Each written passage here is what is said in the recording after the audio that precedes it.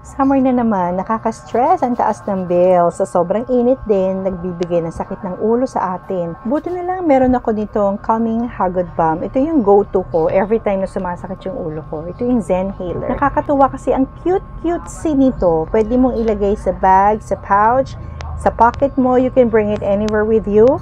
And just a small amount of it, it goes a long way. It's small but terrible. Menthol, camphor, eucalyptus oil, lavender oil, beeswax, and coconut oil. Yung mga hinahanap ko ingredients sa isang calming balm. For sure, matagal ang buhay nito dahil konti lang ang ilagay mo, nakaka-relax na. Yung mental effect niya, unti-unti mong mararamdaman talaga na umi-epekto sa'yo kasi nare-relax ka dahan-dahan.